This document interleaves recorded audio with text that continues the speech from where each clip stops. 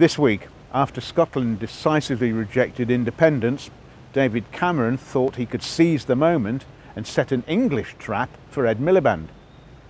The Labour leader went to Manchester to deliver his final big party conference speech before the election, and he muffed it. Meanwhile, Britain took a major step towards getting involved in airstrikes on ISIS in Iraq. The huge sigh of relief that went up from all three party leaders over Scotland's no vote quickly gave way to some good old-fashioned political game playing.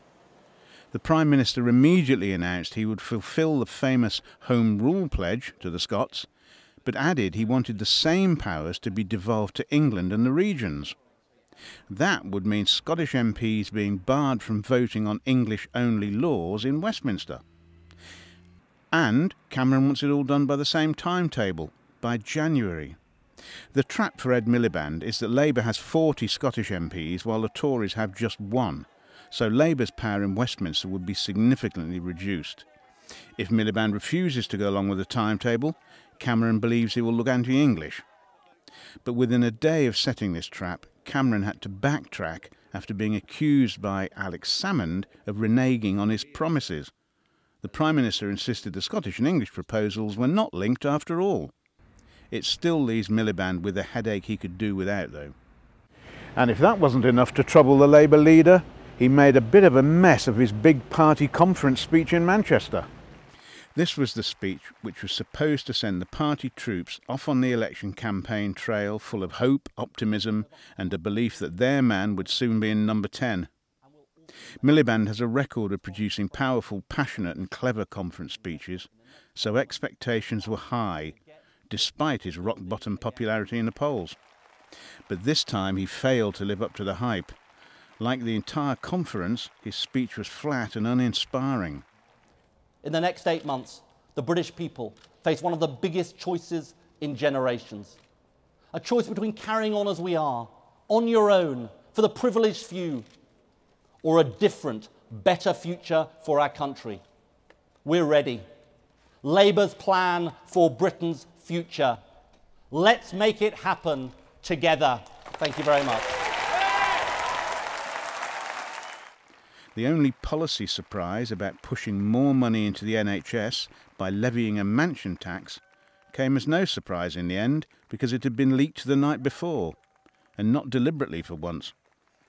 Then, as Miliband did his usual off-the-cuff performance without the safety net of an auto-cue, he forgot the one issue he needed to address above all others: the economy, stupid.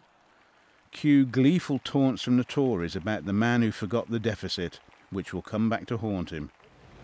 The Prime Minister visited New York to attend a vital UN meeting to decide on new action against ISIS. The UN Security Council has now received a clear request from the Iraqi government to support it in its military action against ISIL. So we have a clear basis in international law for action, and we have a need to act in our own national interest to protect our people and our society. So it is right that Britain should now move to a new phase of action. I am therefore recalling the British Parliament on Friday to secure approval for the United Kingdom to take part in international airstrikes against ISIL in Iraq. My message today is simple. We are facing an evil against which the whole of the world should unite. And as ever, in the cause of freedom, democracy and justice, Britain will play its part. Thank you. The Prime Minister is not likely to ask Parliament for permission to follow Obama's move to extend strikes into Syria, however. While the opposition parties support action in Iraq, there is no such agreement about straying across the border. The feeling in Westminster is that we'll be at war by the weekend. And that's it for this week. To keep up to date with all the political news from Westminster, go to ibtimes.co.uk.